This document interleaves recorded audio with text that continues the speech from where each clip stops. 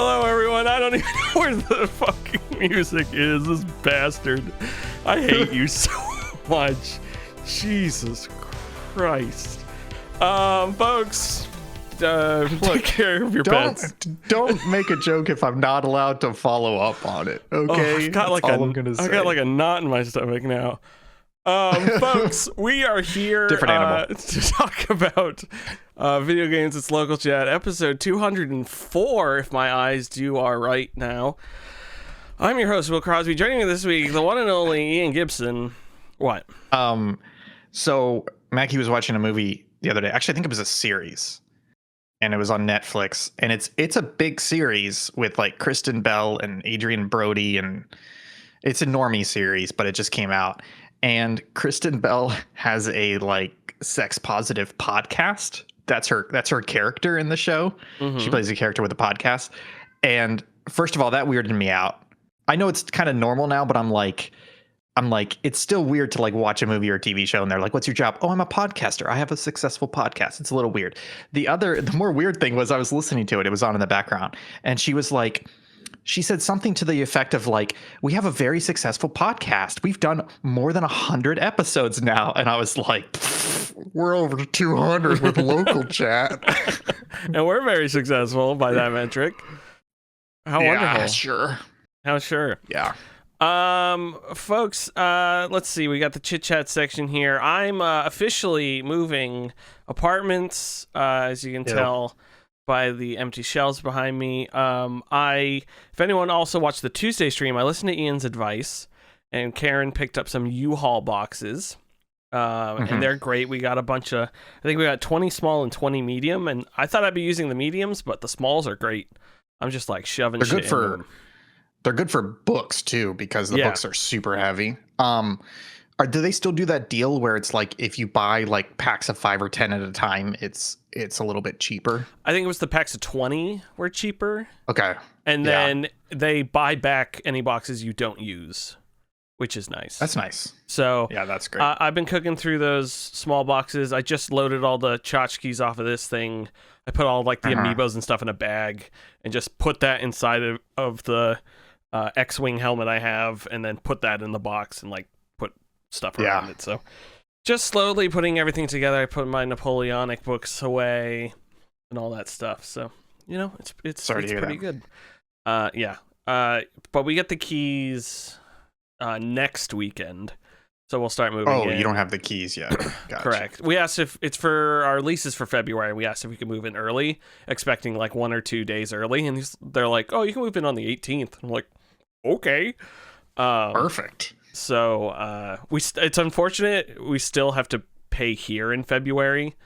So at least there's the overlap. So I don't think we're going to hire any movers because we can just slowly bring everything over and do like one big day with like Chris offered to help one day, and I think my parents are probably going to drive down. So it's fun. I think we ended up with, when we bought the house, we ended up with it was 3 months of, we had to pay 3 months rent basically, because we had 3 months left on the lease. We left when there was like 2.5 months left. Or no, we left when there was 3.5 months left, and then we broke the lease the next month, and they were like, "Well, the penalty for breaking the lease early is 2 months rent." So we ended up having to pay basically 3 months worth of rent to finish out the lease / break it early. But it was funny because I can't remember if I talked about this, but like we knew we were going to move to Florida, and I was making several trips down here like 6, 9, 12 months early, just visiting family, but also looking around at houses. And like the housing market was fucking crazy at the time. So it was literally like, I was trying to plan out what's the earliest possible time we could look at houses and seriously put an offer.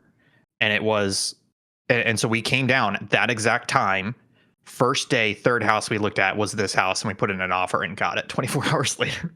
So we were at like the earliest possible window. And then it was also good because we, the sellers, we talked to them and they were like, we had a really good realtor who like talked to their realtor and was like, "What do they want?" And they're like, "Well, they're not actually ready to move. They need like 2 to 3 months." And we were like, fucking perfect. They picked the closing date. So it was one of those things where like it could have been, we technically bought the house in like June, So it could have been like 6, 7 months overlap, but the way everything laid out, we thankfully only had like 3 months overlap. So I think 1 month overlap is actually like the perfect scenario, technically. Yeah. I think there's a world where we could. So our lease like is terminated the end of February, and in New Jersey, if you're month to month, you have to write and let the landlord know like a month in advance when you're going to move out. But I think our landlord likes it enough if we like seriously said to him, "Hey, we're going to be out of here completely by February. Is it okay?" Blah blah blah. I think he would say yes. But then I'm kind of over. Okay, if we're not getting movers and the overlap month, they're about the same. I'd be just saving the money from the paying rent and paying that to the movers. So rather than do the hassle of not doing it, just having that overlap month, which is what we did when we moved from Jersey City. So it's a lot more helpful, and you can just do it slowly and then get everything. Still heavily recommend movers though, because knowing where you live, knowing your stairs, fuck that. Do the movers. I know, I don't mind. It's just I've only got a quote from one place, and they were like $1,200, $1,300, and I'm like, that's I don't too much. That doesn't sound right. So I'm gonna check one other place. I'll send you. There was a website that I used, and it was a little sketchy at first, but it was like a generic. It looked like a generic big business front, but it was actually cool because you went through this wizard and you told them everything you had. They were like, how many bookcases do you have? How many beds? How many couches? You went through this whole thing, and I think what it did was that went into a generic system, and in the back end, they sent that around to a bunch of people for a quote, pulled the best one, and then came back to you and put a little bit on top. And I'll try and find that website and send it to you because it was one of those things where it was like, this can't be this easy, but it really was. It was all web interface. And then at the end of it, they were like, here's the best quote. We'll set it up for you. Do you want to do this? And I was like, yes. And then they just showed up on the day. I'll send that to you.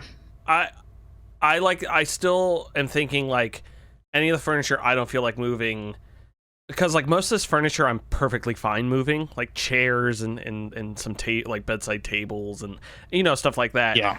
So because I did a call and I like gave them a list of everything I had, and in my head I'm like, okay, when I go to finally hire movers, I'm going to be calling them, and it's only going to be like the bed, boxes of books, and probably heavy bookcases left. Like it's not going to be that's not worth it at that point though. I only mean if I have all the like annoying furniture to move, I would pay a way cheaper price for just to move all that stuff. I don't think so, because there's still going to be a base cost for their vehicle, their time, their gas, the distance. So it's honestly one of those things where it's like, pack everything, take the delicates yourself, and everything else have the movers do it. Because all they're going to do is they're going to bring the truck, they load it up, drive it over, unload it. It shouldn't be that much money. Yeah, so I'll consider it, but again, I probably would only do it if I didn't have to pay February. Like, I don't want to pay February month's rent and hire movers, so we'll see. That's fair. It's fun dilemma, but packing's fun. I like throwing everything in boxes and being like, fuck this. I'll unpack it when I unpack it.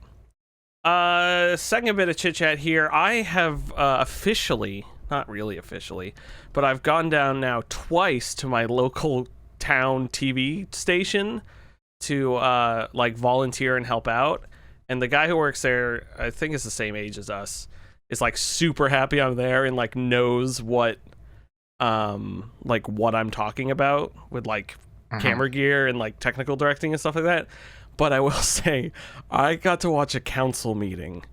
And it was the wildest thing I've ever seen in my entire life. Boy. I won't go into any specifics, but these people are crazy. There's so we're like, he's like getting the camera set up for the council room and everything, and we're looking at it, and we're up in the studio. It's just me and him. And we're watching it. We're not live on TV yet, but we're live to the studio, and then it goes out. Yeah. And this one councilwoman that he was describing me to as being kind of like a Cruella de Vil, she wanted to get rid of the animal shelter to open her museum, and like all this stuff. And she just like starts whispering to this guy in the room about an investigation. And the guy I was with is just like, oh, she shouldn't be talking about that. Like just nitpicking her because she's so like rules heavy. And while he's saying that to me, the Skype TV that's in that room for like people to connect in on, this voice comes out just named iPhone. It's like, hey, I'm the lawyer in that case. I just have to advise you that I'm here and that you shouldn't be talking about this in like a public forum. God. And she's like immediately flustered and like, who gave you the call to be on this call? It's just like the most awkward moment. And he was like, that was so perfect. It's just like Game of Thrones type drama, but just like pettiness about things he was telling me. And I'm like, this is wild. And just like high level concepts. There's like an ongoing some sort of investigation, and one of the council members is involved and refuses to like recuse himself from the council so the council can talk about the investigation. And they had brought in like the fourth or fifth lawyer who said the same thing. Bro, you should recuse yourself from this situation. And the guy I was with is like, he's like, technically the mayor has the ability to ask the police to escort him out of the room, but he apparently respects him too much. And I'm just like, what do you mean you can do that? That's wild. So, local politics are alive and well down at the TV station here in my town. And this is going to sound offensive, and I mean it fully offensive, but local politics sounds, like you said, petty and stupid and embittered. I'm pretty sure that the fact that you're going to New Jersey local politics makes it 10 times worse. It's just like, it's wild, the stuff they're talking. And I'm like, who cares? Like, it's like, who has this much time to care about like, oh, I don't like this person, so we should investigate them for embezzlement, or like something like, or and all this stuff, and there were like bids for some weird thing for the town, and they were all like, oh, we should go with the $9,000 bid, and the city manager's just like, no, you're only saying that because the other bid is $43,000. But doesn't mean the $9,000 people can do it cheaper. They just have no idea what they're talking about. It's like, what? Yeah, like, they gave a bad bid. Yeah. Yeah, it's a bad bid. Like, what do you mean go with it? And it's just like, you can see the one intelligent, kind of smart, quiet guy who knows what he's talking about having to deal with these people who were one of them who was a former firefighter who was arguing with lawyers. And I'm like, bro, I don't care if they're the dumbest lawyer in the world. They're still like a lawyer and like have all this knowledge. Like they kind of know what they're talking about. It's not a TV lawyer. Like, what do you mean? Yep. It's just like, you want to rip your hair out because you see these people. These are the same people who are like, I did my own research and I don't think I should be getting that shot or something like that, you know? And it's like, you didn't do your research. You Googled it. Like, what are you talking about? Jeez. So it's very fun, and he was really excited that I was there helping out, and he's been they do like these summer concert series and stuff, so he's like, oh, it'd be great to have another cameraman. So that is looking forward to helping them out some more, because it was a good time. But man, he's like, sometimes he's there till 1 a.m. to get the stuff ready for the next day, because it's like an ordinance requirement that some of the stuff has to re-air at a certain time. And I was like, that sounds rough. He's like, yeah, but I do get overtime for that. And I'm like, well, okay, it's not that rough. Okay, that's pretty good. Yeah. So that some government overtime, I'd take that just about any day of the week. Nice. Speaking of government overtime, Ian Gibson, we did some overtime on Tuesday and played some video games. Do you want to talk about them?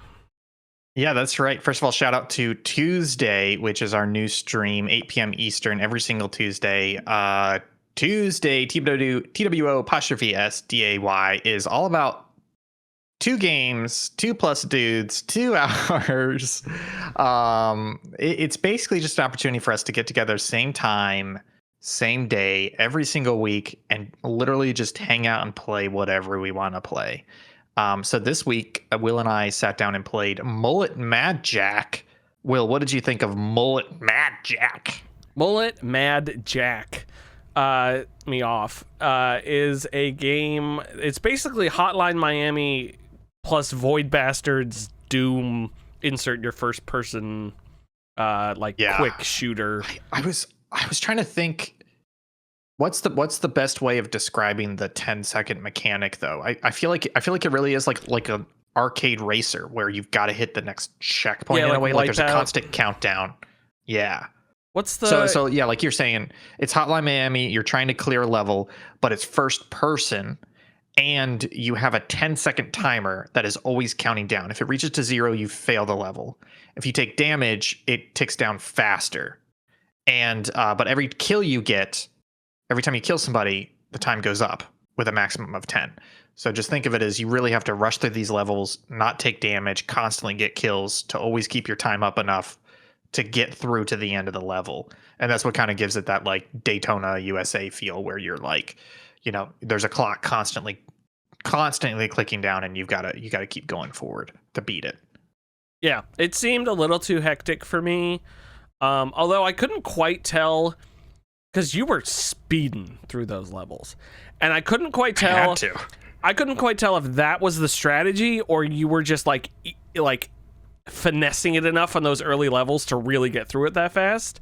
Or like I want to see how slow you can actually go and like still be okay. Because I think if you took your time and you were killing those guys and keeping yourself at the 10, that you kind of might be okay for a while. I don't think so because think of it as I think each kill gets you 2 seconds, I believe. So the question is, are the enemies at walking speed 2 seconds away from each other? So that you would lose 2 seconds walking to them, then kill them, gain 2 seconds. And I don't think so, because some of those levels were a little complicated. There's turns, there's little obstacles. You got to like find the door, find the vent. So I know it looked like I was going fast, but I think it's because I knew from the start and seeing the trailers and the gameplay trailers that I'm just like, you got to do this fast. And even going as fast as I was, I still failed out. That was my other thought is all the times you failed out is because you got hit and ran out of time, not running out of time. So that was the other thing is like, and again, I'm not saying the cautious slow strategy is the right strategy. I'm looking at the game and you playing it. And I'm like, oh, I wonder if you could get away with like taking it slow in this game. Not that that's the way to play maybe it. a little bit slower. And I thought, but as far as you were playing it, it looked like fun. Again, not a game that I want to play. It looked like it would give me a heart attack. First, I don't know. Just that time mechanic was crazy. I was kind of on board without that because it seemed more like a Hotline Miami, but less or more random. Is Hotline Miami randomized? I don't think it is. Those are built levels, right? They're built levels. Yeah. So this one seemed a little RNG with like certain rooms that are designed like the same way. So yeah, it was neat. It was cool. That came out last year. That's a contender, right? Theoretically, it is. That's why I wanted to play it. Jeff Baclar, Giant Bomb, was a big fan of it, so I was like, definitely got to try it out. Mm-hmm. Got you. The other game we played on Tuesday was Arzette, the Jewel of Faramore. Will, how would you describe this game? It is the CDI Zelda games. It is a love letter to that from people. A bunch of people got together and did a love letter. They made love on a letter and sent it to them. Yeah, it feels like somebody said, "Hey, remember those CDI Zelda games? What if we rebooted those, but it's not Zelda IP, and we actually like fixed all the problems with it?" Because Zelda 2, not Zelda 2, but the Zelda CDI we played, that was side-scrolling platformer. It was just abysmal, right? Yeah, so it really is exactly the same. So it's that CDI animation. They do it really well. But they have like the perfect tonal balance where it's like it looks ridiculous. They're being ridiculous, but it also has like characters and story that you can get interested in. So it's like whether you want it to be serious or funny, it's both at the same time. And it's really just what mood you're in at that moment. And the platforming is actually pretty good. It was a lot more like puzzle platforming, like trying to find different ways through the level and like, oh, here's a locked door. Let me backtrack and find a key over here. And they were doing multi-level puzzles in terms of you go to one area, you get through it and you get an item, but then you hit a locked door and you're like, oh, I got to go to this other level and then get the key there. And then I'll come back. And so I could see them building really cool mechanics. it was really cool. We played that for about an hour 15. I'm just not a big side-scrolling platformer fan, so I probably won't continue it. But I would say if you have any interest at all in the CDI Zelda games or side-scrolling platformers, I wouldn't. I'm trying to think of a game similar to it because it's not like a Mario where it's purely skill based. It has a little bit of that, but it's more like a side-scrolling platform adventure game in a way. Yeah, it kind of feels like I mean, like would you say the design of a Mega Man? Where it's No, like a because Mega Man's complicated level. yeah, I could see that a little bit where it's like there's multiple paths. I was thinking of something maybe like a Wario Land in Honestly, a way a little bit. It's like Cuphead. It's like the Cuphead, the platforming levels in Cuphead. Kind of felt like that. Oh, are they? I thought those were pretty straightforward. I thought those were just left to right. They are, but it's like those environments where like, yeah, because in Azeret there's like those rooms where it's just like tall hallways jumping through trees like to get up things and dodge enemies. There's as much like vertical as there is horizontal. Yeah, but there's also a lot of like I was going through a level and I saw this. I was like halfway through the level, and I saw this weird wolf guy, and I was like, oh, that's a weird enemy. And I walk up to him, and he's an NPC. He's a quest giver, and he gave me a quest. So that's kind of the thing that I'm having trouble comparing it to, because it's not just platform and it's not just combat. There's also, you're finding like NPCs and in the middle of these levels giving quests and items and things like that. So it's really cool. I feel like they absolutely nailed what they were going for. I just wish I enjoyed side-scrolling platformers more. Mm-hmm. Yeah, cool game. Though. Definitely highly recommend. That game suffered from stream blindness, where we kept missing things because we were talking and like not actually paying attention to the game, and then it would be like, oh, why did we miss this? Oh, that's where it was. Which is it's Tuesday. Fun. It's a Tuesday. No, I'm saying there's games like that you just, it's like the giant bomb curse. Like, why would you're just not going to ignore it because you're trying to do so many things at the same time. Speaking of doing a lot of things at the same time, Caves of Cud we played last Saturday. I streamed some of that. Yep. Game is super fun. That is the roguelike a la probably Dwarf Fortress Adventure Mode is the closest thing probably to that. Open world roguelike. Although I will say they just announced that the Dwarf Fortress Adventure Mode is officially leaving beta. Or coming out officially on the 23rd of January. So I am looking forward to playing that more. Actually, no, playing that for the first time. I don't think I've ever played Dwarf Fortress Adventure Mode. You said 23rd? Yeah, I think the 23rd. You can me on that. If I don't mean to look forward to things, but I would probably say Tuesday on the 28th, we should play some DF Adventure Mode.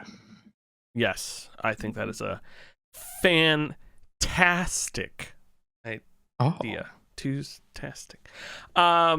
It's a fun. We streamed it. We had some people in chat helping out with it. Bench Dude and I think someone else popped by as well. Just helping us out through the ropes. Figuring out that we can give ourselves skills. And that game's just fun. Going around killing things. Going through dungeons. It's a fun roguelike with a cool world building. I love the like live and drink and all that stuff. So check it out, Caves of Cud. It's officially 1.0 last year. It is a GOTY contender. I don't think it's making any of our lists, but if I wanted to play, I don't think it's on your list at all. It's not on my list. Top 10.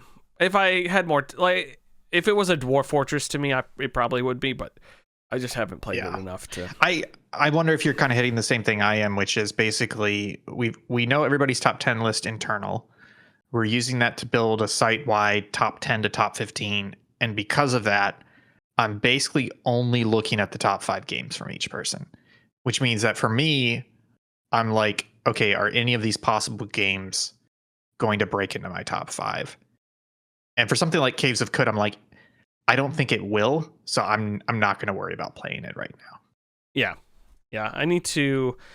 That's something I need to look at this weekend and figure out what games I'm going to catch up on before we do our final game of the year. Did you buy 1,000 Times Resist yet? By the way, because it is on sale. It's on sale for 15 on Steam. Yeah, I think it's on sale for. I don't think it's on Steam. You'd have to look it up on Wario64, but I think he Okay. posted it was on sale for 15 on one of the sites. I tried to see if it was still. I tried to see if it was for sale on Fanatical because my employee discount still works there. Oh, Which is incredible. Because I think I got Metaphor ReFantazio, which was not on sale for like $30. That's incredible. Which was great. Yeah, I'll look this up. Other game I've been playing, which I haven't actually been playing. I haven't played games at all this week because I've been packing and working. But I want to say Saturday or Sunday, I played a lot more Captain of Industry, which is going fantastically well. I am now importing oil from an oil rig, which is very fun. My coal mine, I now am at the point where I need to reinforce the walls and make ramps with whatever those things are called. I can't think of what they're called, but like, you know, the big cement blocks to make sure there's not like a landslide. Cinder or something. blocks. Yeah, so it's cinder blocks, but they have like HESCO barriers, retainer walls. Is that what they're called? Retaining walls. Retaining walls. So I've actually set up retaining walls. Real quick, so your mine is like physically basically digging a quarry into the. Oh my god. Yeah. Can I back up real quick? Yes. If you noticed, I said I've only played 2 games this week, and both of those games I played on stream the other day. I have not played any other video games this week.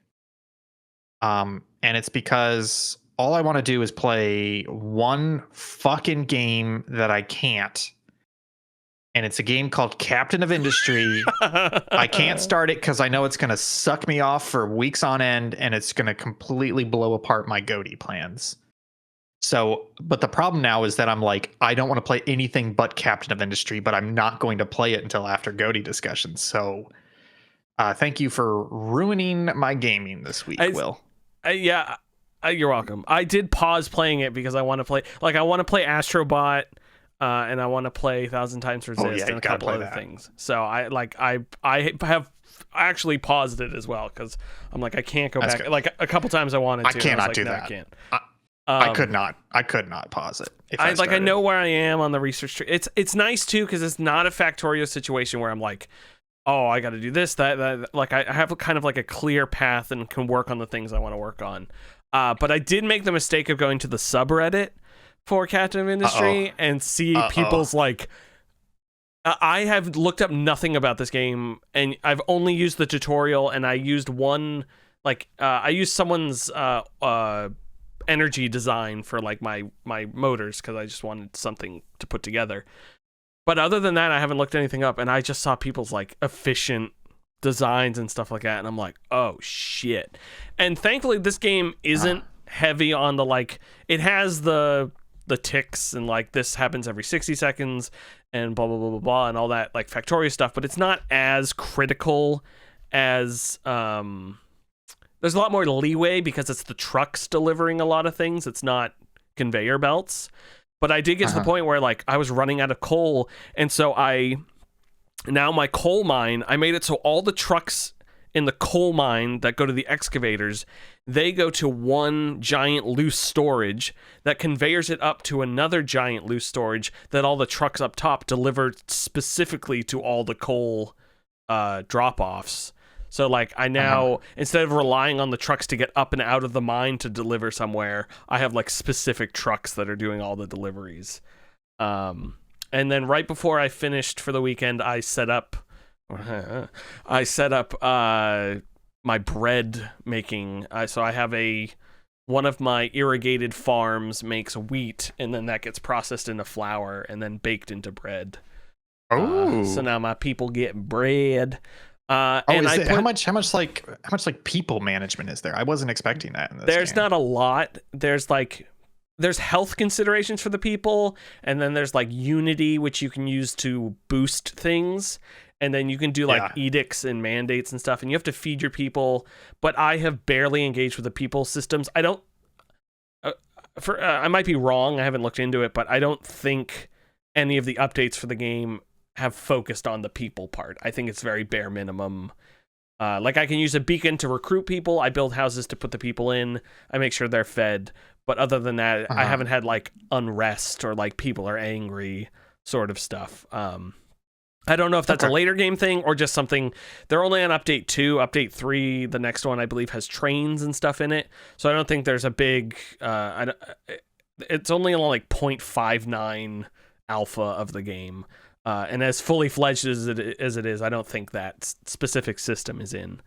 But I did my ship. I did put giant like fucking battleship guns on it. Wait, what? What? So, Because you're like, okay, wait, just real quick. Captain of Industry, I'm like, oh, you're digging mines, you're like concrete, you're like oil, and then you're like, I'm baking fucking bread, and then you're like, ship, guns, battleship. What the fuck is in this game, Will? So I explained this the first time. Actually, I don't think were you on the episode I first talked about it? Maybe you weren't. You are. I'm on every episode. You might have, I don't know. Anyways, you arrive at this island with like a big, huge, like I don't know, not cargo ship, but like a freighter or something like that, but more Container ship. Yeah, not container, but yeah, freighter, whatever. A cargo ship. It kind of looks like a destroyer, but it's the civilian type of destroyer, like that type of ship. Oh, like an assault carrier. Yeah. Yeah, but the civilian side. So I don't know what you would use that for. Maybe trolling for fish or something like that. I don't know. So anyways, you get to this island and all the buildings and stuff are containers, and you are now set up on this island. You can trade with a local something, and you're just building up this island, and then you can send your ship out to these different locations. Are we still talking about the same game? Because yeah. I've been a little distracted, and every time I come back, this sounds like a completely different game. And here's my concern, Will. Here's my concern.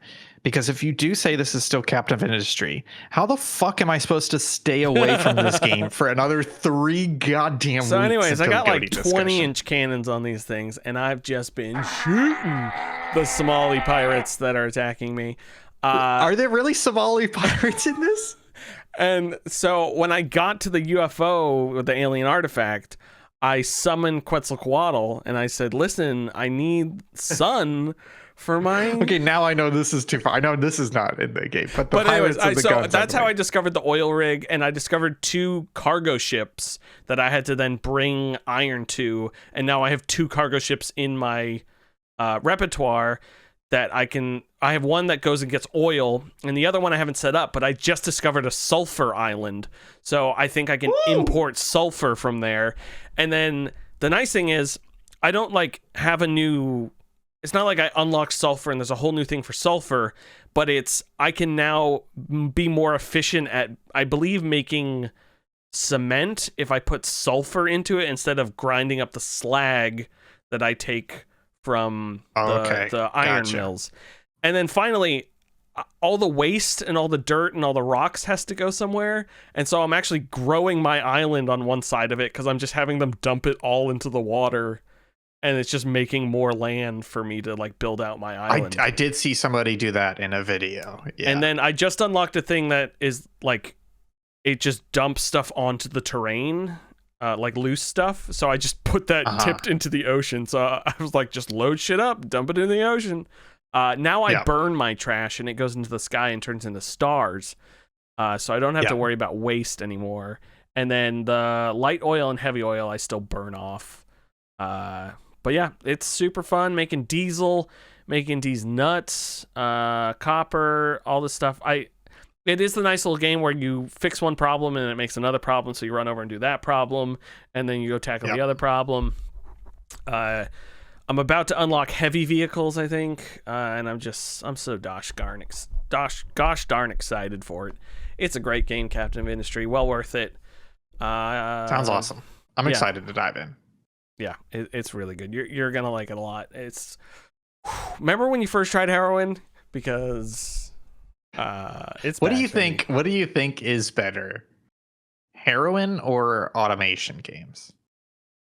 Honestly, I think it's the automation games, because I think heroin hits higher, feels better, but then there's probably a really bad drop off, and then you're not going back to the well. You build up that tolerance and it just gets worse and worse. Whereas I feel like automation games are in such a heyday right now that even if like Factorio doesn't hit quite the same anymore, I've Mhm. been thinking, I'm like, hey, maybe it's time for me to go play Dyson Sphere Program again because they added combat since I last played. Like they've added a lot of stuff, you know. So it's like we're in a nice carousel. You can always go find your high somewhere with automation games. Right? I love getting high. I know Vinny's been talking about Satisfactory 1.0 and how they And how added different it is. the like pocket Yeah. universe stuff. So you can just Yep. send things to each other, and I'm like, motherfucker, we played it. And then And they added something that you put it on and it doubles the output of a machine. Oh, Yeah. it's- So I feel like we should wait until the next big update hits and then do it again. that Space Engineers 2 hits early access. Shut the soon. fuck up. I'm still so mad at you about that. I'm ready to start with Space Engineers 2. Episode 5, Space Engineers 2. Will be there learning the game. I almost messaged you and Zach over the weekend because I was like, hey, what if we started a new like survival game? Because we usually do that like cycle. Yeah. And I part of me was There is tempted. this- Sons of the Forest I thought might be good because it's a little creepy, Maybe. but I've heard it is a very good survival game. So I was like, okay, it's not too creepy and we could have fun because then we're a little scared about streaming it and playing it and stuff. So I don't know. But we could do Dyson Sphere Program has that multiplayer mod. It requires everybody to be online at the same time, or at least the host to be online. But that may slow us down a little bit, which I think could be helpful because we haven't done, or we could just do Factorio, honestly. Yeah, Factorio Space I Age. was really leaning toward. I wanted to because I want to play Minecraft, but I don't want to build things in Minecraft. I just want to do the survival part. So that's why I was kind of leaning towards like. There's that There is raft this- game I heard is pretty good. Yeah, there's this other survival game. It's been out a couple of years, but it's getting more popular. It takes place in like the 1980s in like Eastern Europe, like Cold War gone hot scenario. It's supposed to be like really realistic combat. I think it's called like Reforged Armor Reforger. We could play some more of that. It's actually Generation Zero.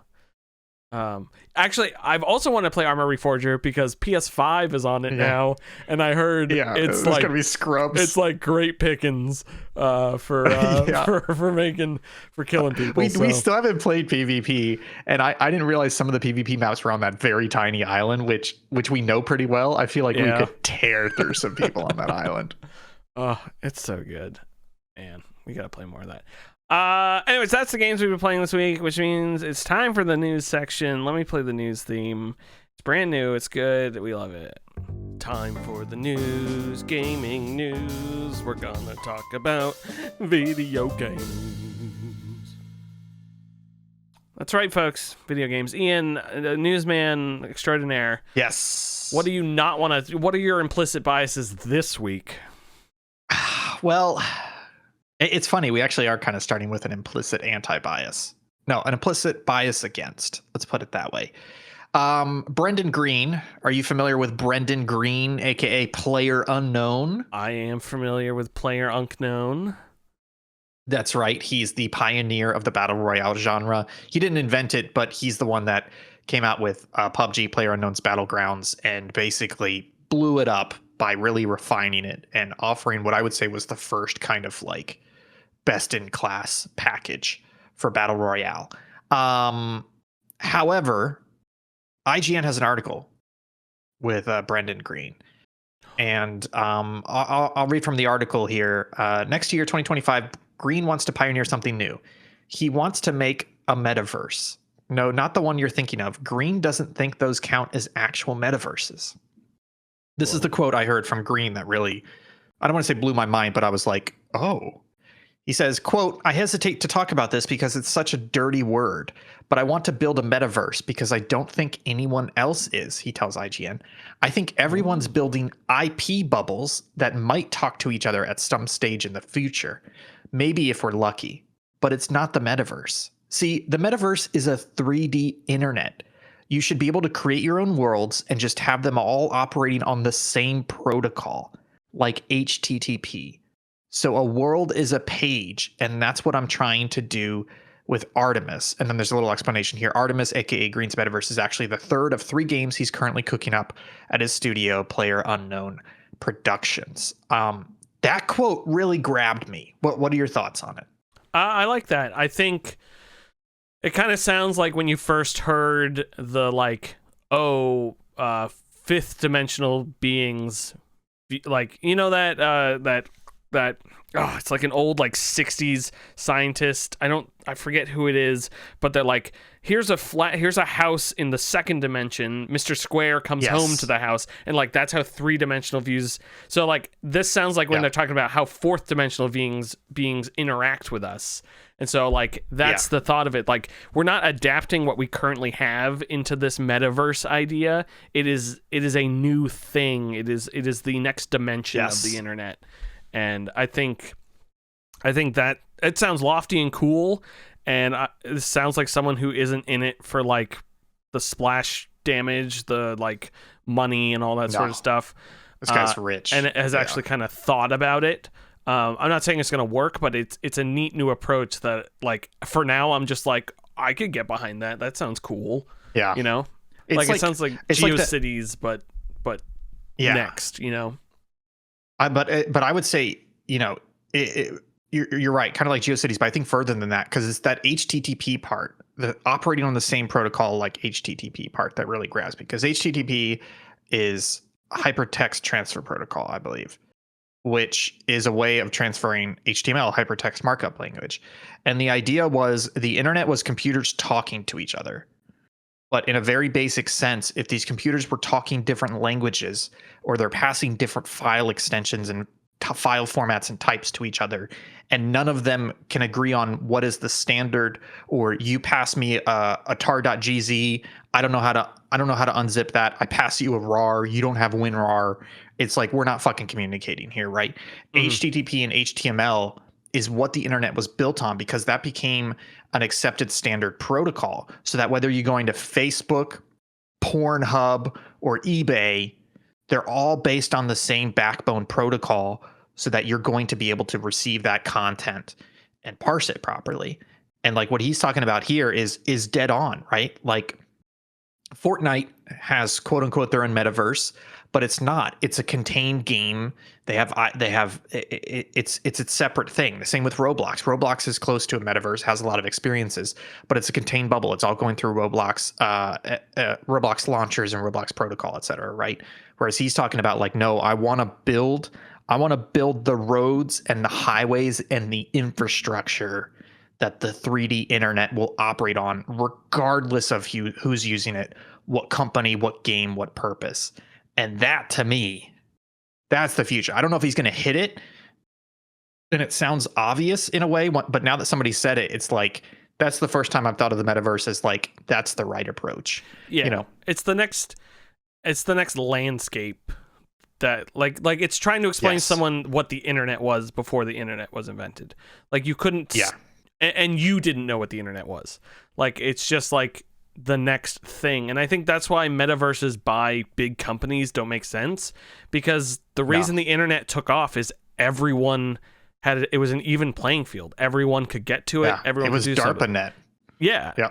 And that seems the same thing in this situation, though it is a company working on it, but it feels like this could get away from them so fast that they're just like, hey, we need to make this a thing, and it's just open to people, you know? And I don't know if that's possible in this day and age, but then people would have said, oh, people aren't going to get together and have a free open internet in the 90s, so in the 80s, 90s. So like, it's just, you don't know what's going to happen. It's like when people always talk about like, there will never be another Star Wars, or there'll never be another Marvel Cinematic Universe. We're talking about Zack Snyder made 2 of them for Netflix last year. But it's like, what the fuck do you mean? Of course, like, oh, there'll never be another Harry Potter. Like, there will be, and then you'll be saying, oh yeah, it wasn't quite the same, but it was another Harry. Like, you can't just say there's not going to be another big thing. People probably said there's never going to be another Gone with the Wind. Like, like it's just time marches on, man. Yeah, exactly. So this is one of those things where I don't know that I'm excited for the metaverse necessarily, but this is technological future several decades in ahead that we're talking about right here. And it's cool to see somebody actually approach it as something worth talking about and building out a protocol as opposed to, like you talked about companies being like, oh, I'm going to build the metaverse, but really it's just a platform we entirely control and can constantly milk microtransactions out of. Yeah, exactly. Garbage. Yeah. Sorry, there was something in my head and I'm trying to bring it back, but I think I've just got to say goodbye to it. Goodbye. All right. Next article. Hey, you ever played Black Ops Cold War? No. Okay. If I asked you how much you thought how much it cost to make Black Ops Cold War, what would you say? I would say,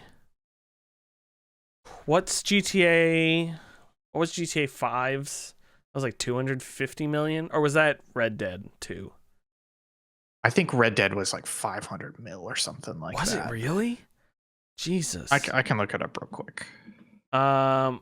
Okay, so we're thinking Activision. Actually, RDR2 was between 170 to 240. Okay, so Activision for development. I would say Rockstar's probably. Yeah. Well, okay, I'm gonna say $400,000. 400 million. 400 million. 400 million. That's honestly not pretty 400, close. That's pretty close.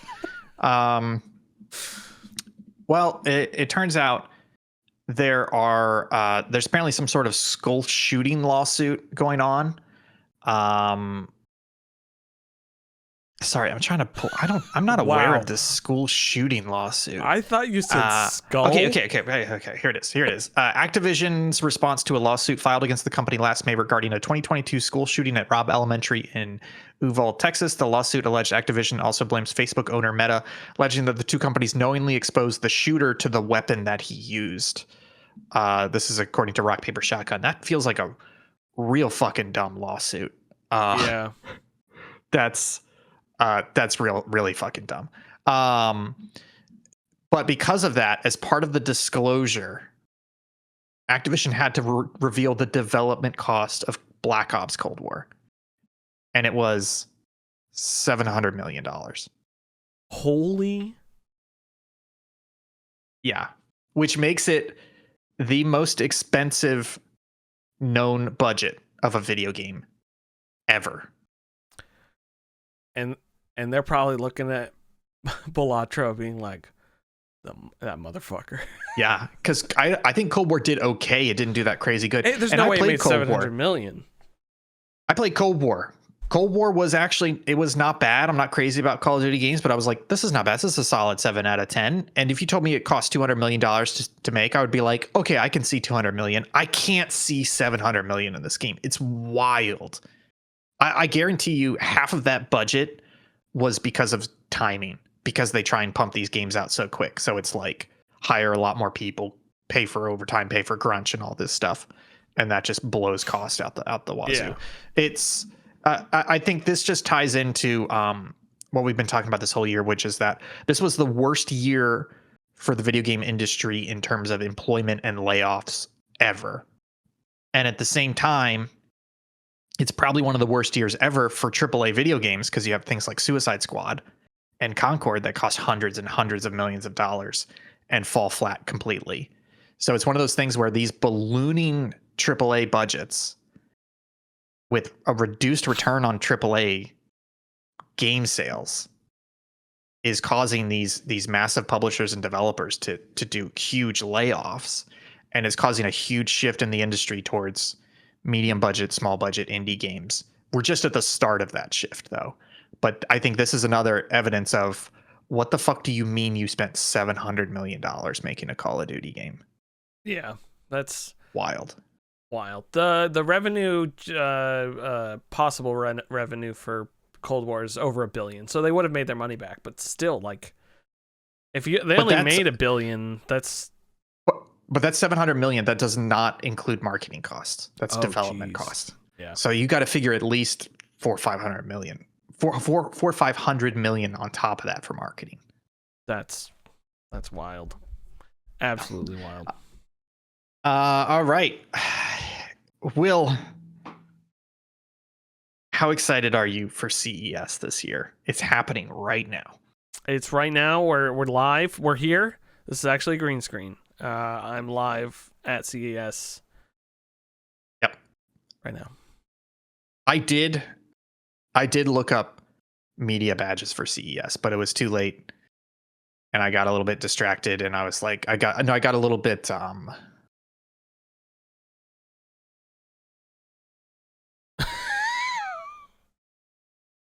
I'm shutting down.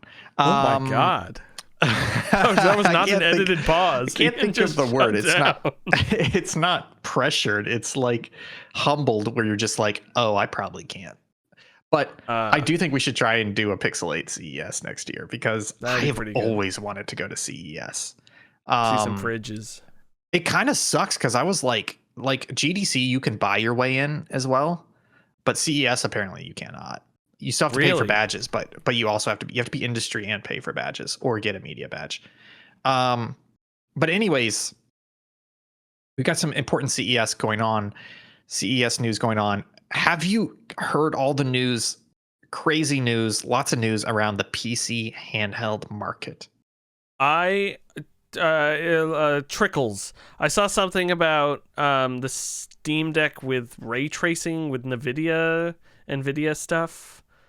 I don't fucking know. I did not see any of that. Oh, really?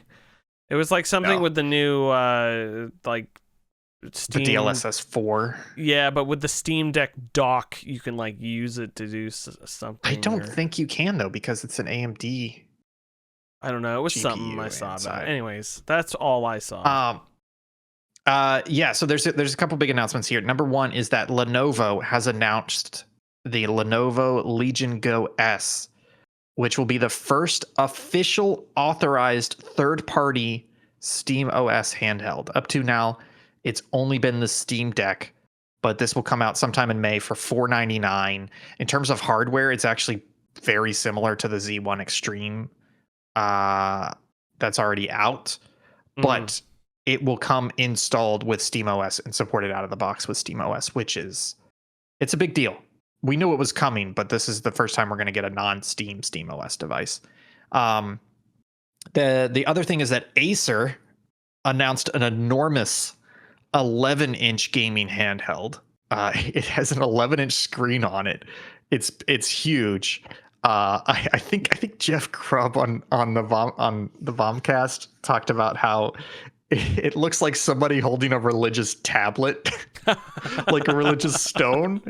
But the crazy thing about this is that I don't have the specs in front of me, but it's not using the typical PC handheld specs like the Z1 or the Z1 Extreme, etc., or the Z2 chips.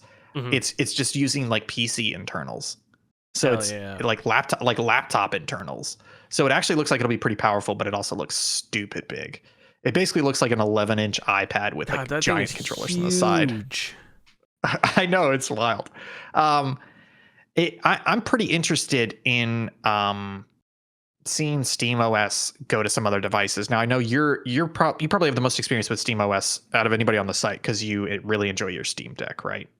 Yeah, and A, the Steam Deck. I love my Steam Deck, and B, the original SteamOS when I had a Steam machine as well, which is just big picture. I installed that for a little bit, which is wild. But yeah, I like SteamOS. It's not too bad. Yeah, I did forget the other thing that Steam announced, or Valve announced along with the Legion Go S, was they said, hey, we're also going to be releasing beta versions of the SteamOS in the coming months to be installed on other hardware, like the existing ROG Ally, MSI Claw, the current Legion Go 1, etc. So that's pretty exciting because I'm excited to see SteamOS out there.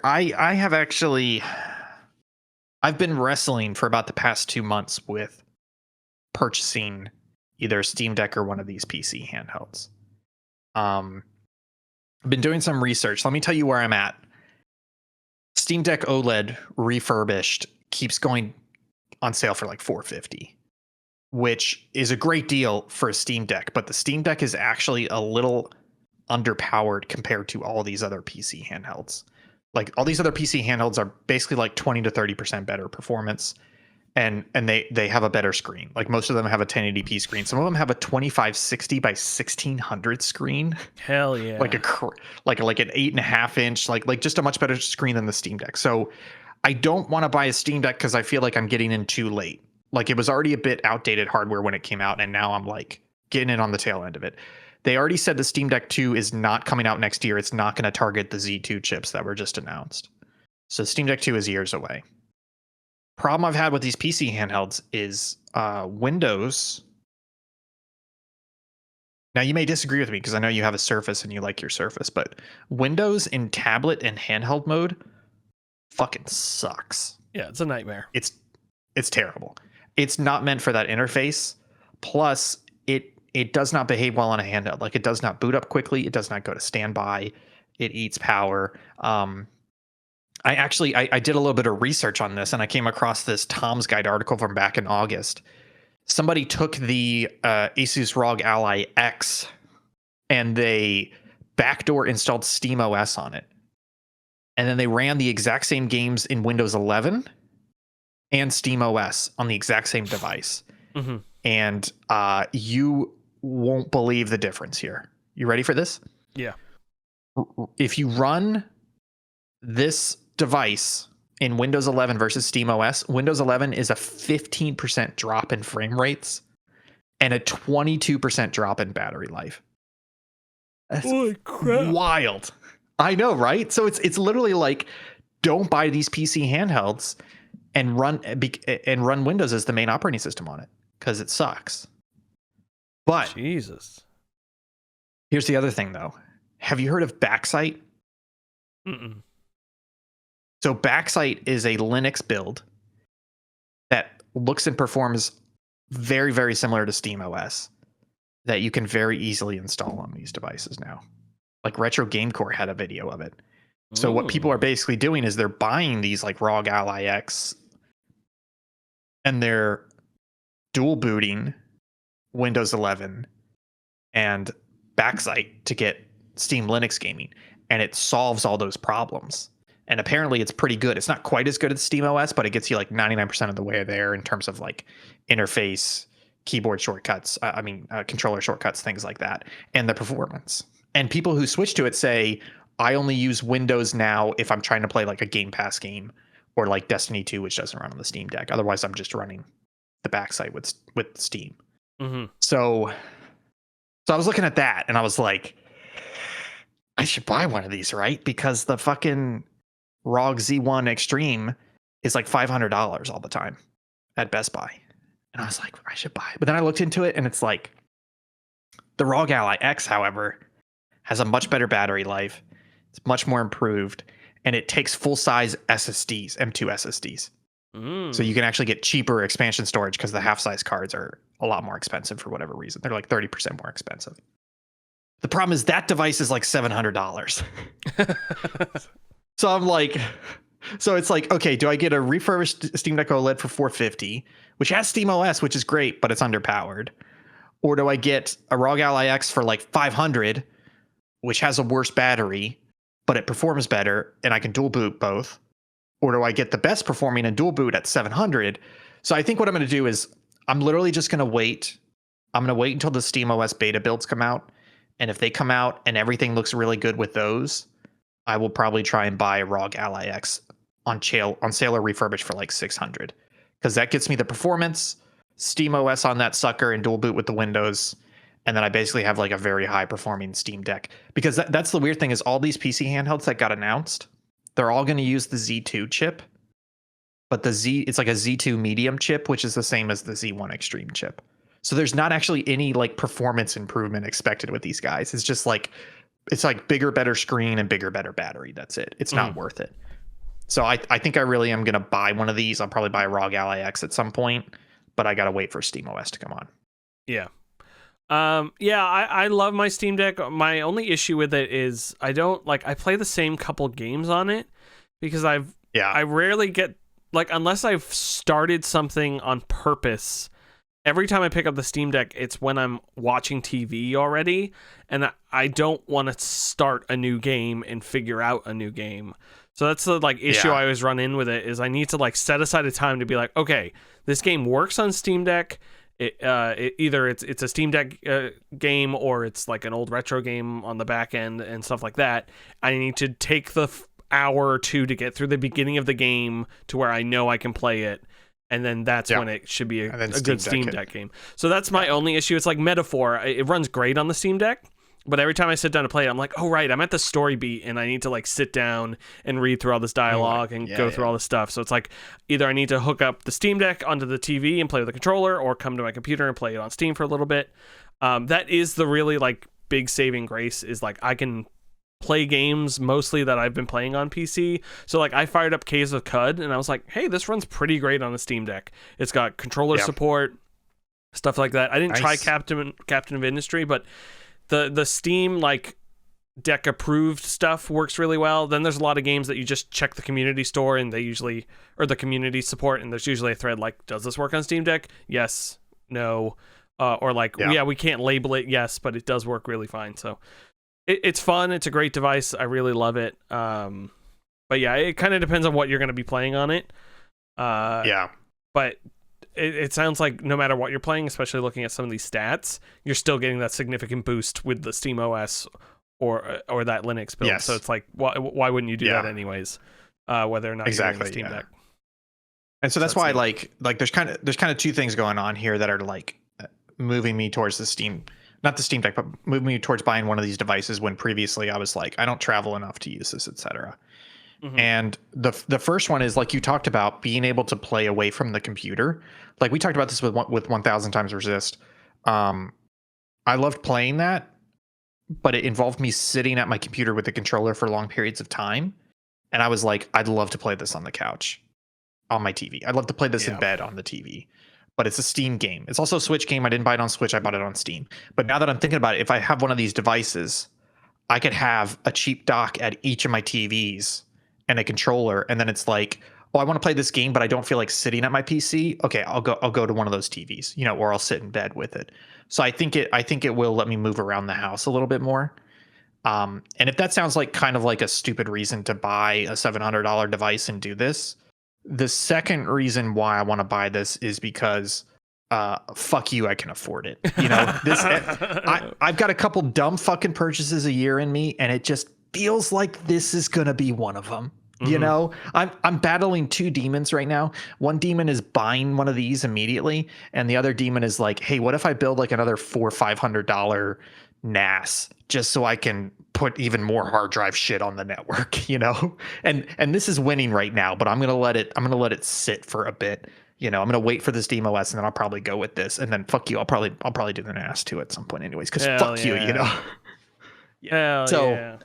I'm excited to get into this, because the other thing is just hearing all you little weirdos dick around with this and be like getting into Linux a little bit because of the Steam Deck and like the custom boot animations and getting MU Deck up. I'm like, I fucking want that, I want to play some GameCube games on the go on a nice handheld, all the retro stuff below. I've got multiple great devices for that, but like GameCube, PS2, that era, like, give me a nice solid device that does that. Hell yeah. Yeah, I need to I forgot to mention, but like I played all of Alundra 2 on there, which was fantastic, which is a PS1 game. Yep. Karen is still occasionally plays Pokemon Coliseum, the GameCube game, and she was like using the fast forward stuff in that.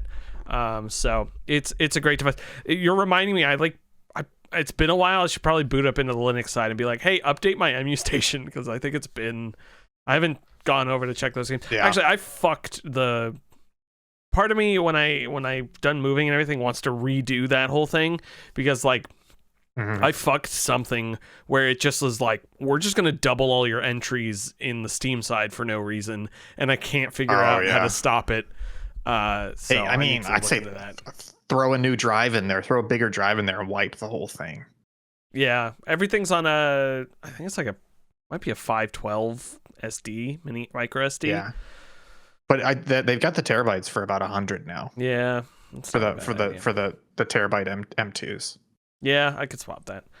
Anyways, it's a beautiful device, and I hope you get something similar to it, because it does come in handy, especially like sitting on the couch playing Balatro or Mini Metro, and it's good. It's fun. Yeah. The other big news out of CES was Nvidia announcing the 5 series cards, as well as. Oh, sorry, I'm just catching up. This headline did not help at all. GeForce Now has also been announcing support for Steam Deck, which will basically let you play kind of your Steam library PC only games through GeForce Now, the cloud service on the Steam Deck. That's which is the news awesome. I was thinking about. I actually pulled it up. I didn't even realize you had it on here. That's what I was thinking of. For some reason, I thought they said dock, but it was the Steam Deck. Yeah. The RTX 5 series cards. We've got the 5090 at 2000, the 5080 at 1000, the 5070 Ti at 750, the 5070 at 550. These are all starting availability in January. This also comes with the announcement of DLSS 4, which, if you remember, DLSS is basically the AI frame generation. So that in the most basic form of DLSS, for every frame that's generated by the computer, it's generating another frame. So it basically is doubling the frame rate, even though your computer is only capable of creating one frame. The DLSS is injecting a double frame in there to double your frame rate. DLSS 4, however, the simple way to put it is that they are now going to generate up to 3 frames for each of your one frame. And they showed Cyberpunk 2077 running on, I believe it was the 5070 at like, I wish I had it in here. It looked like it was like 4K ray tracing fully on DLSS 4 at like 240 frames per second. Jesus. Yeah. And based on that performance, they're basically saying, hey, this 5070 card that you can get for $550 performs just as well as the 4090, which was $2,000, which is still $2,000 today. Is this is going to be a weird question. Is this type of AI, I know it's not the same as generative AI, chat GPT, like making image, like stuff like that. As far as the creativity thing goes, like that argument. Is it the same environmental impact though? Is it as bad in that sense, or is it just a completely different thing? I don't know. If I may bullshit here for a second. You may. I believe what this is doing is that when DLSS is available for a game, it means that they have provided some sort of training data to NVIDIA to then tune their AI generation model, so that when you turn on DLSS for Cyberpunk, in the back end, they have some algorithm or whatever that allows it to know what frames should roughly look like and generate those frames. It's not live generating them like Midjourney from scratch, but it's using some sort of machine learning technology to roughly know what an interjected frame should look like. So in really, really rough terms in Cyberpunk, it's like, oh, it's heavy on the neon, it's heavy on reflections, etc. And so based on that frame and all my training of what a Cyberpunk frame should look like, I think this is what the next frame is going to look like. But it's not doing as much heavy lifting as something like Midjourney. Right. And all of that's coming off of your card. I don't think it's pulling that. It's not pulling frames off the cloud. So the impact is really just your PC, which is why these cards are so fucking power hungry, right? It's why you basically need 1,000-watt PSU in your PC nowadays, because these cards are power hungry. But this is not as power hungry as actual real-time AI generation. Now, that being said, if I'm correct that they are training these DLSS models, that's a huge upfront cost in power to sit down, feed that to the ML, and have it learn off of that. That's some big cost that NVIDIA or the developer are paying to do the initial training. After that, it's all your card processing the DLSS from there based off whatever algorithm it is. And this gets into the weird stuff, but like how do you, like, what if the AI isn't generating the frames right, So that's a lot of people complain about DLSS. I shouldn't say a lot of people, but I was seeing a lot of complaints about DLSS because they talk about how it causes ghosting and mirroring and blurring. Like it causes artifacts, especially when you crank it up like DLSS4, where 75% of the frames are generated. Mm-hmm. You're going to see artifacts. And so people were showing videos of it running on a monitor at CES this year and being like, look, it still has ghosting, it still has artifacting, still has blurring. So it's there if you look for it. This does prompt a good thing. If I can take some homework, which is I do want to look more into how DLSS works, because you're right, it's different.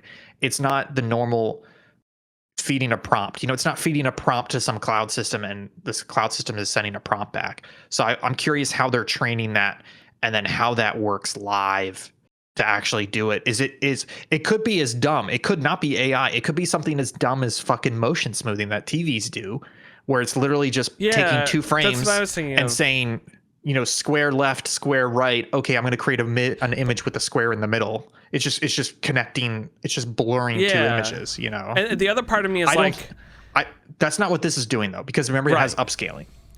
But part of me was like, oh, is the frames I'm generating, I'm seeing actual Cyberpunk, the engine that runs Cyberpunk, and then the frames that it generates, are they just 2D images and not actually 3D I believe space? That's true.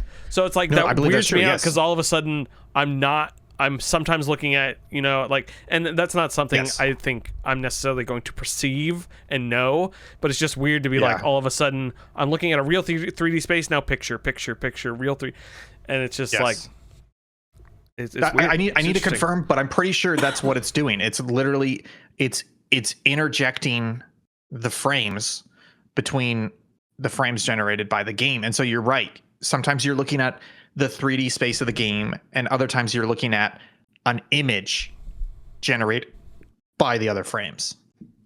I don't know how I feel about that. It's weird. It works. That's the crazy fucking thing. When they first came out with it, I was like, there's no way.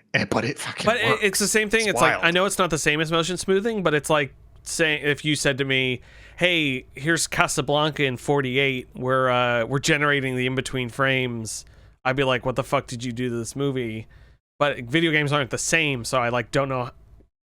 That's the thing. I don't know how to feel about it. It's weird. I think part of it is that we've talked about this before. How old AV technology, TV broadcast, etc., they were all built around like hardware standards.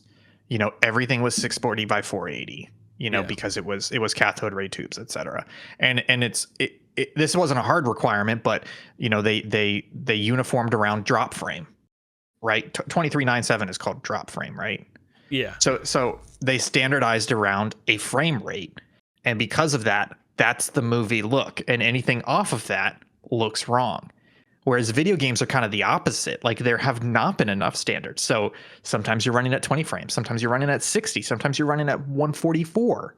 Sometimes you're running a VRR variable where it's changing every second, and the monitor's adapting for that. And so because of that, you're more okay with the interjection of frames. You're more okay with this motion smoothing technique, whereas we've been constrained to TV shouldn't look like that.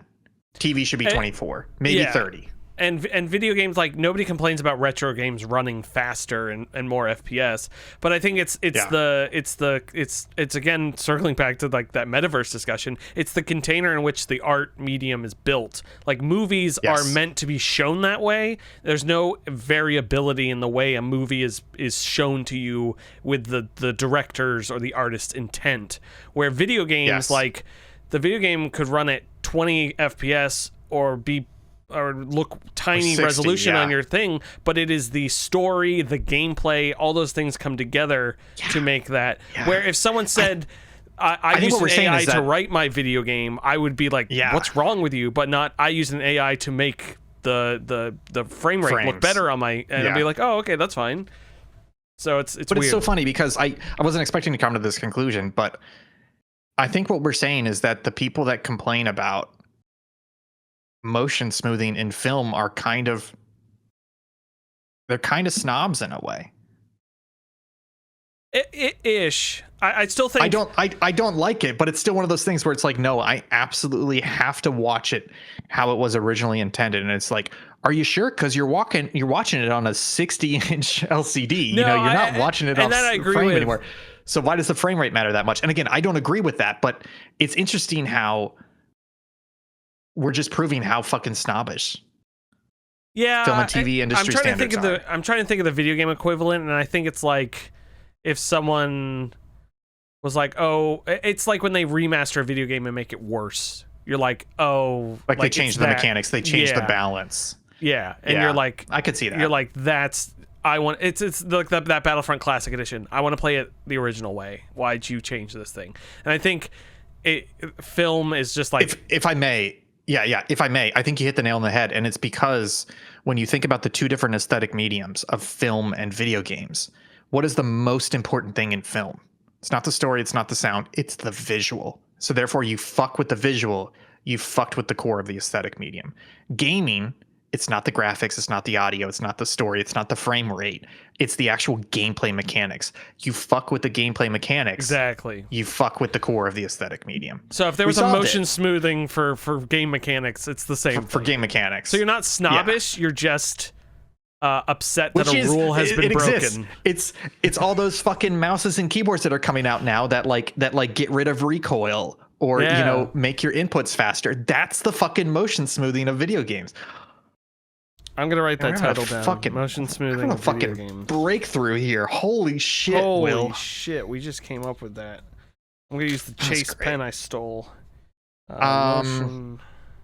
Anyways, yeah, CES crazy. Love to go one year. Hey, what do you think the next Nintendo Switch is gonna be called? Nintendo Switch 2. What do you think it's gonna look like? I think it's gonna look like I think it's probably gonna look like what would go inside a Genki case. Yes, that's right. It's a little wild to see this much leak about a console. I did see some people. Sorry, just to bring people up to speed, all of our listeners. If you want to know what the Switch successor is called, it's leaked. If you want to know what it looks like, it's leaked. If you want to know the size of it, it's leaked through multiple verifiable sources for weeks now. And I saw some people, including Matt Piscatella, talking about like, hey, these leaks, like they look bad, but they're not going to impact sales at all. And then other people saying like, hey, probably the reason why Nintendo is not responding to these leaks or not accelerating their plans for the announcement is because they're a bit traditional, where they're like, no, we already have our marketing plan in place. We're announcing on this date, we're rolling out, and who cares if it leaks? We're still going to go ahead with this announcement plan, which is why they're not really responding to it. I do think it's weird, though, that you have case manufacturers who have been given by Nintendo actual specs and renders and dimensions for the device and are just turning around and making that public. Either those companies don't give a shit about some NDA they signed, or Nintendo didn't make them sign a correct NDA. And I think it's probably Nintendo that fucked that up. I think that's the real fuck up here from Nintendo, because these companies are just out there.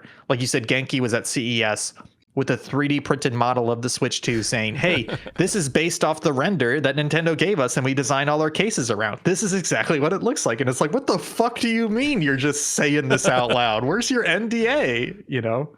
It's wild, that stuff that's come out. Yeah. But I think the most interesting one here, I don't know if you've heard this before, but there are images of the actual Switch 2 Joy-Cons. And one of the images showed the side of the Joy-Con where you have the attachment points and you have the shoulder buttons.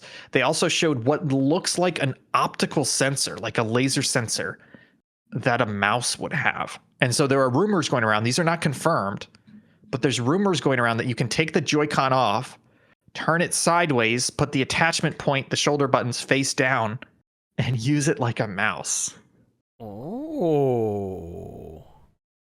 That has me excited. Bring back Mario Paint. Holy shit, Will. And there's a really cool video on the Nintendo Switch 2 subreddit of somebody holding a normal Switch 1 Joy-Con, but they're holding it like a mouse, and it actually works really well because you press like the L and R shoulder button as the left click, and then the right click as you pull the trigger. like it just works as a, like the ergonomics actually work as a mouse. And again, this is just somebody doing it on a Switch 1 Joy-Con, but it's like it could totally work. And that new Joy-Con, it has like a more ergonomic trigger, doesn't it? So it could work even better. Yeah, it has a weird side button trigger, but people were saying that's actually the disconnect button for the Joy-Cons. But it could also not that, be, but believe the actual trigger is in a different, not a different spot, but like a little more ergonomic. Yeah, it is a little bit more ergonomic looking at it now. So yeah, that's the rumor that I'm really excited for, is that we could have a mouse built into the Joy-Cons, which opens up. I would fucking love to play Splatoon with a mouse. I would love to play Splatoon with a mouse. That would be pretty awesome. Knowing Nintendo, it's probably some gimmick that'll work with one of the launch games that will never go anywhere. Or it could be a mouse. But they'll make it available. Right? Because all those gimmicks are technically available. It's just most developers don't take advantage of them, like HD Rumble and all that. Or the IR sensor. Well, what if it's a terrible mouse? I'd still use it. If it is a mouse and it's terrible, you have to use it as a mouse on your main computer for a year. Yes. Entertainment tent. We got a little bit of entertainment news from Sony. Last of Us Season 2 teaser trailer announced arrives in April. Quick takes. Are you excited about Last of Us Season 2? I never beat Last of Us Part 2. Although, did we have sorry, not to tangent this. We did.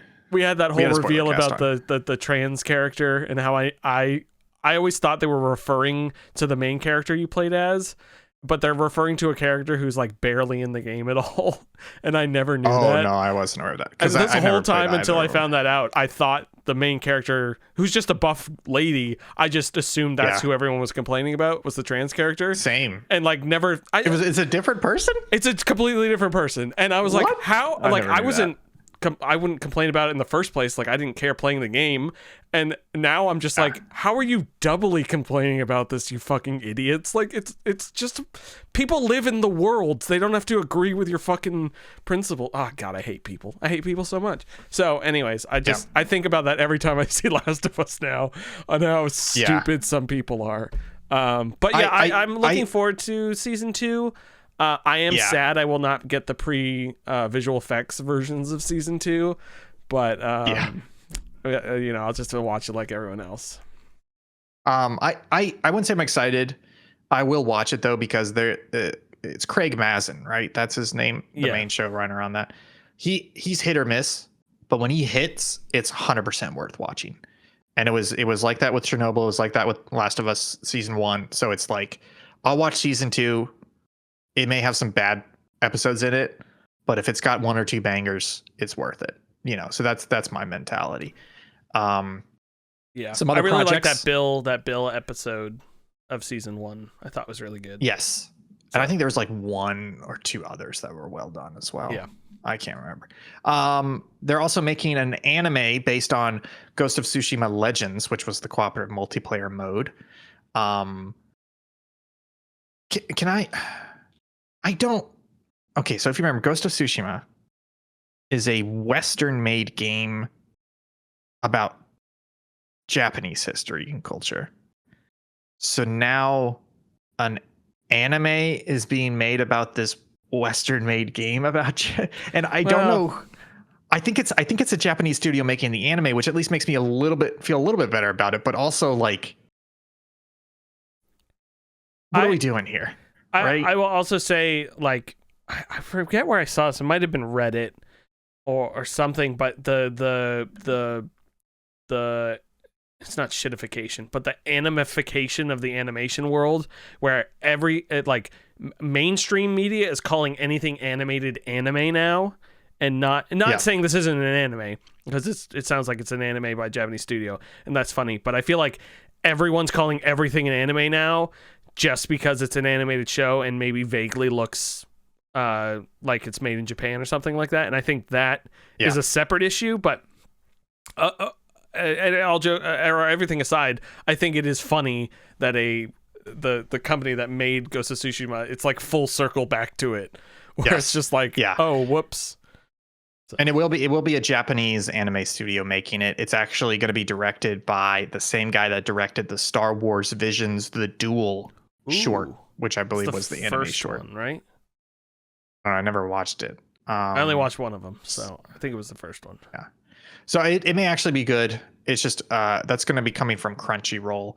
We also have Horizon Zero Dawn movie adaptation. It was announced a while ago at Netflix, but that stalled as a series. It's now being adapted into a feature film that's going to be Aloy's beloved origin story. We also have Until Dawn movie releasing in April of 2025. That's 3 months away. But that's weird because the original Until Dawn movie came out in 2012, 2011. Well, it also came out last year. And last year. Of all the games, that's even worse than doing the Last of Us shows, which are very cinematic. The fucking Until Dawn, I don't know why you would do it. I know. It's just because then that's a problem. And I've said this to you before. That's going to be canonical. What's the canonical storyline? Oh well, that A, yes. B, I like Supermassive's video games, not because they're good, amazing video games, but because because they're not. They're good, amazing video games of playing a terrible horror movie. Like you get to play a terribly written and shot horror movie. You just have to watch. Exactly. And that is the fun of like The Quarry and Until Dawn. Like it's not a masterpiece, but you're like, I'm the idiots in the bad horror movie, and I have to try not to die like the idiots in the horror movie. To be clear, it's possible to do that properly, aka Cabin in the Woods, right? Yeah.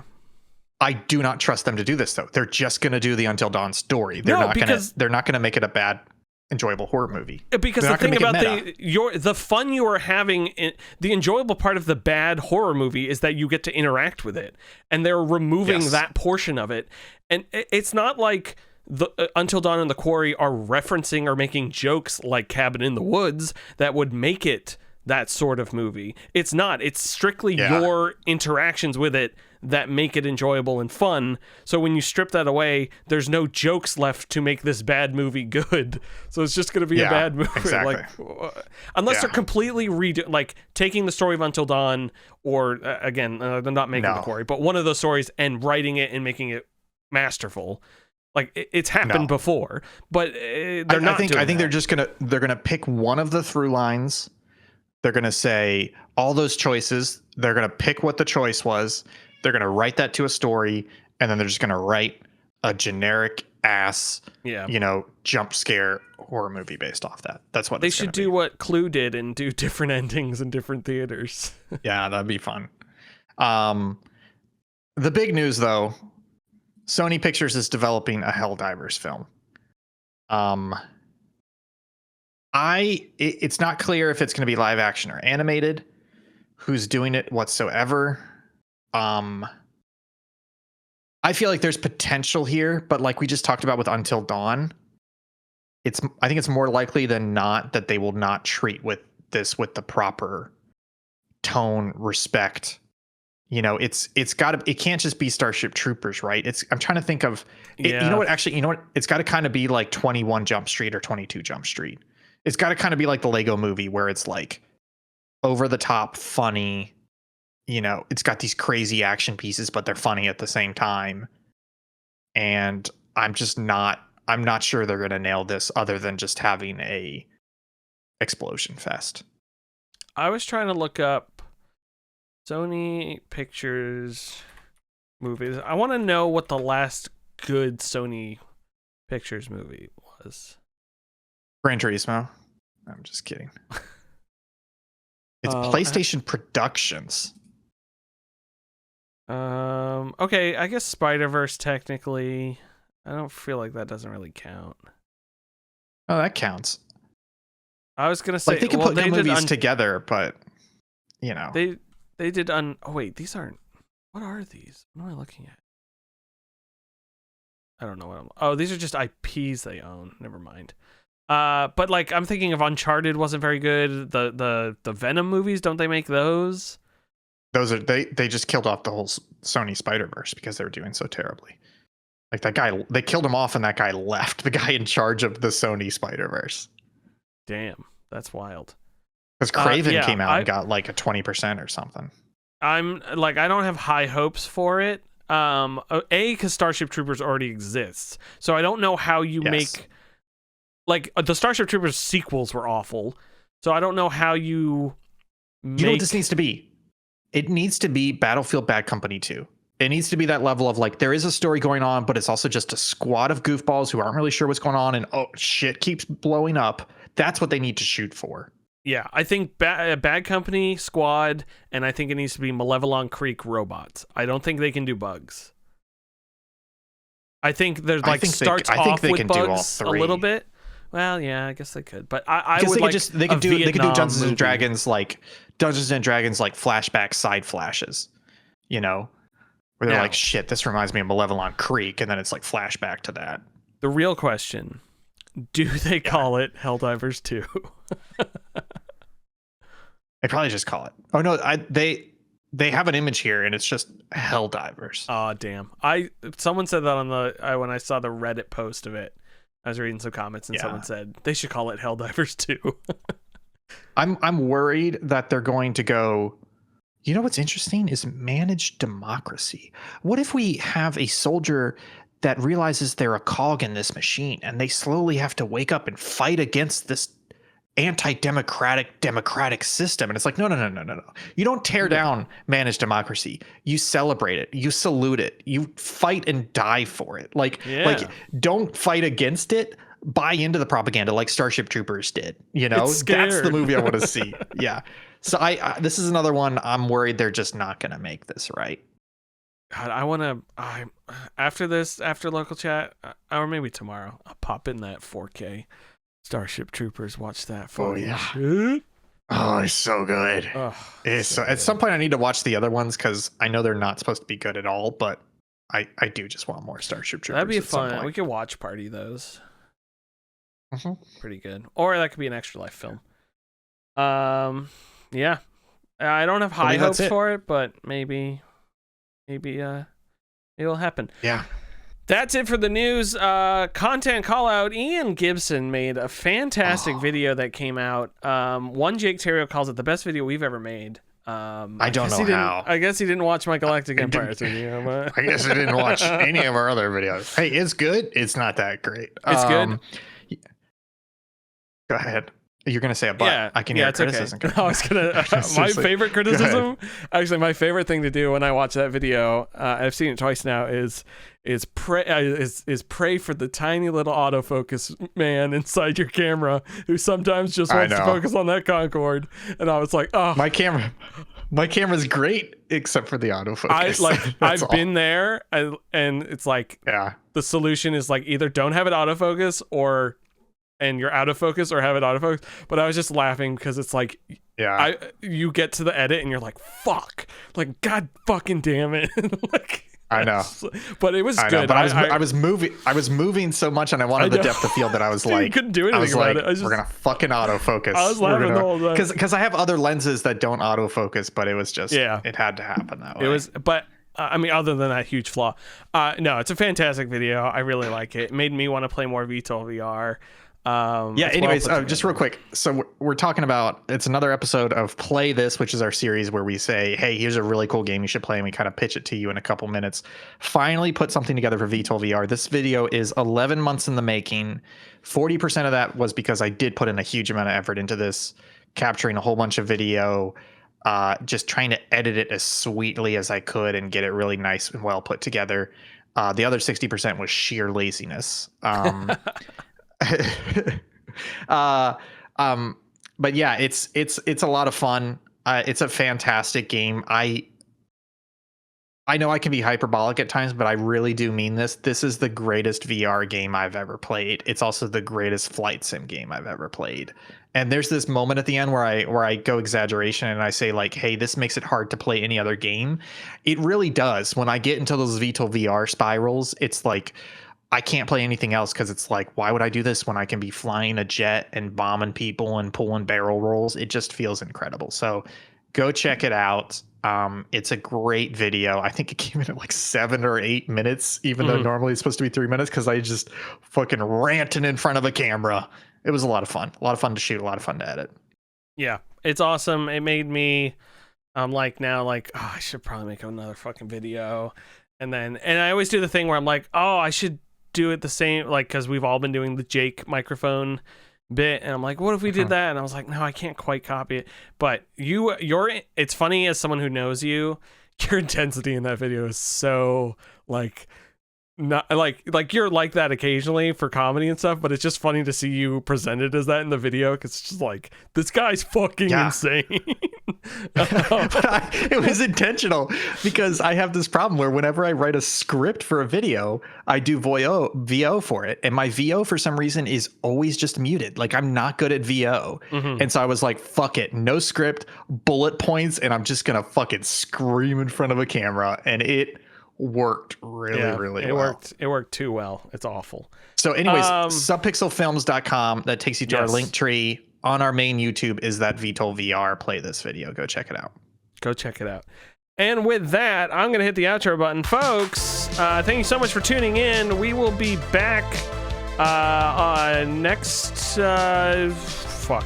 Saturday, 7 p.m. Eastern with Darkest Dungeon. That'll be me and Jake playing through Darkest Dungeon. He's the expert, I'm the idiot. So we're going to be starting a new fresh game. It's going to be fun. And then next Tuesday, we'll have more Tuesday. I believe I'll be playing some Captive Industry, and then another secret game that will pop up. And then, of course, local chat again next week. Subpixelfilms.com is where you can find all of our content. That'll lead you to the YouTube channel where you can check out Ian's new video, our Twitch so you can follow us, our merch store where you can buy a Malevelon Creek veteran hat, as well as a shirt with Subpixel on it. I've been your host, Will Crosby. That's Ian Gibson. I'm at Hunt270 on Twitter and Blue Sky. He's at Think Gibson on those as well. I love you all. You're beautiful. And we'll see you all in the metaverse. Bye.